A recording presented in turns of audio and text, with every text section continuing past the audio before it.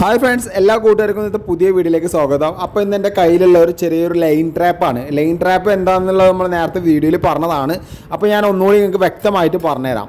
ഇപ്പോൾ ഇവിടെ എന്തിനാണ് ലൈൻ ട്രാപ്പ് വെക്കുന്നത് വെച്ച് കഴിഞ്ഞാൽ, നിലവിലുള്ള പ്ലംബിങ്ങിൻ്റെ ലൈൻ കട്ട് ചെയ്തിട്ട് 1.5 ഇഞ്ച് പൈപ്പാണ്. അപ്പോൾ എന്തിനാണ് വെക്കുന്നത് വെച്ച് കഴിഞ്ഞാൽ, ഇവിടുത്തെ ഡൈനിങ് ഹെൽത്ത് ബേസിൻ ഉണ്ടല്ലോ, വാഷ് ബേസിൻ, അതിൽ ചെറിയ രീതിക്കൊന്നല്ല, അത്യാവശ്യം രീതിയിൽ സ്മെല്ല് വരുന്നുണ്ട്. അപ്പോൾ ആ സ്മെല്ലിനെ നമുക്ക് ഒഴിവാക്കാൻ വേണ്ടിയിട്ടാണ് ലൈൻ ട്രാപ്പ് ഉപയോഗിക്കുന്നത്. ഇത് ഒരു ട്രാപ്പ് സിസ്റ്റമാണ്. നമ്മൾ ഇപ്പോൾ ഒരു ബാത്റൂമിൽ വെക്കുന്ന ട്രാപ്പ് സിസ്റ്റം പോലെ തന്നെയാണ് ലൈൻ ട്രാപ്പ് വരുന്നത്. പക്ഷേ ഇതിൽ 2 ഐറ്റം വരുന്നുണ്ട്. അതായത് വാഷർ ഇല്ലാത്തതും വാഷർ ഉള്ളതും വരുന്നുണ്ട്. വാഷർ ഇല്ലാത്തത് വെച്ച് കഴിഞ്ഞാൽ നമ്മൾ ഡൈനിങ് ഹാളിൽ വെച്ച് കഴിഞ്ഞാൽ ചെറിയ രീതിക്ക് സ്മെല്ല് വരും. ഇതിൻ്റെ കൂടെ റബ്ബർ വാഷ് വരുന്നതാണ്. ഒട്ടും തന്നെ സ്മെല്ല് ഉള്ളിലേക്ക് കടത്തി വിടില്ല.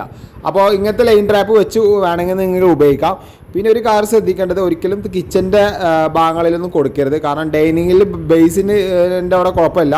കിച്ചണിലൊക്കെ ആകുമ്പോൾ എന്താ വെച്ച് കഴിഞ്ഞാൽ ഇടയ്ക്കിടയ്ക്ക് നമ്മളിത് തുറന്ന് ക്ലീൻ ആക്കണം. അപ്പോൾ ഒരിക്കലും കിച്ചണിൽ ഇത് കൊടുക്കാതിരിക്കാൻ ശ്രമിക്കുക. കാരണം എണ്ണമുഴുക്കും കാര്യങ്ങളൊക്കെ വരിക കാരണം കൊണ്ട് പെട്ടെന്ന് ഇത് നിറയാൻ ചാൻസ് ഉണ്ട്. ഡൈനിങ്ങിൽ എന്തിനാണ് വെക്കുന്നത് വെച്ച് കഴിഞ്ഞാൽ, നമ്മൾ കൈ കഴുകുന്ന സമയത്ത് ആ ഹോളിൽ കൂടിയുള്ള സ്മെല്ല് ഒഴിവാക്കാൻ വേണ്ടിയിട്ടാണ് ഇത് വെക്കുന്നത് കേട്ടോ. അപ്പോൾ ഞാൻ ഇവിടെ 2 ഇഞ്ചാണ് എടുത്തിരിക്കുന്നത്. അതിൽ 2ക്ക് 1.5 ബുഷാണ് ഇട്ട് കൊടുക്കുന്നത് കേട്ടോ. കാരണം ബുഷ് ഇട്ടിട്ടുണ്ട്. അതേപോലെ 1.5 ഇഞ്ച് പൈപ്പാണ് വന്നിരിക്കുന്നത്. അത് നമ്മൾ കറക്റ്റായിട്ട് തന്നെ ഒട്ടിച്ചു. ഇത് ഒട്ടിക്കുമ്പോൾ ഇതിൽ ആരോ മാർക്ക് ഉണ്ട്. ആരോ മാർക്ക് വെള്ളം പോകുന്ന ദിശയിലേക്ക് ആക്കി വെക്കണം, ഞാൻ വെച്ച പോലെ.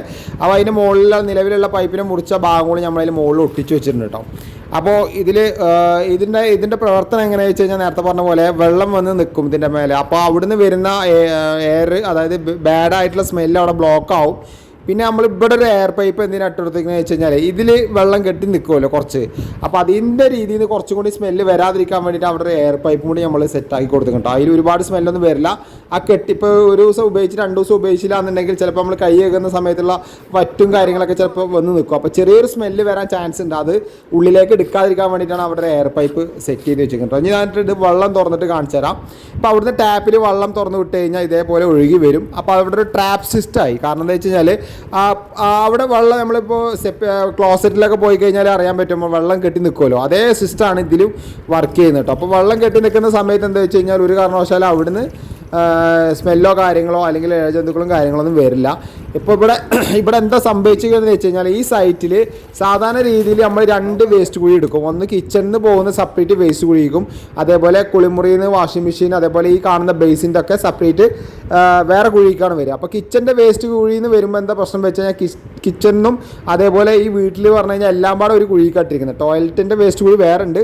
ഇത് കൂടാതെ എല്ലാം പാടെ ഒരുമിച്ച് കൊടുക്കുന്നതുകൊണ്ടാണ് ഇത് സ്മെല്ല് വന്നത് കേട്ടോ. അപ്പോൾ വീട് പണി ചെയ്യുന്നവരുണ്ടെങ്കിൽ ജസ്റ്റ് ആദ്യം തന്നെ 2 കുഴിയായിട്ട് എടുക്കാൻ നോക്കുക. ഒന്ന് ബാത്റൂമിൽ നിന്ന് വരുന്ന വെള്ളത്തിൻ്റെയും കുളിക്കുന്ന വെള്ളത്തിൻ്റെയും വാഷിംഗ് മെഷീൻ്റെ വെള്ളത്തിൻ്റെ ഒക്കെ കൊടുക്കുക. രണ്ടാമത് കിച്ചണിന് മാത്രം, കിച്ചണ് വർക്ക് ഏരിയയിൽ വരുന്ന സിങ്കിൻ്റെ മാത്രമായിട്ട് സെപ്പറേറ്റ് റിങ് ഇട്ടാലും കുഴപ്പമില്ല. അല്ലെങ്കിൽ ഇതേപോലത്തെ പ്രശ്നങ്ങളും കാര്യങ്ങളൊന്നും സ്മെല്ലും കാര്യങ്ങളൊന്നും വരില്ല കേട്ടോ. ഇവിടെ നമ്മൾ സെപ്പറേറ്റ് ആയിട്ട് പറഞ്ഞതാണ്. ക്ലയൻറ്റിന് എൻ്റെ ക്യാഷിൻ്റെ ഒരു പ്രശ്നം കാരണം കൊണ്ടാണ് അങ്ങനെ ചെയ്യാറുണ്ട് കേട്ടോ. അപ്പോൾ എല്ലാവർക്കും ഈ വീഡിയോ ഇഷ്ടപ്പെടുകയാണെങ്കിൽ മാക്സിമം ഷെയർ ചെയ്യാൻ മറക്കാതെ കമൻറ്റ് ചെയ്യാം.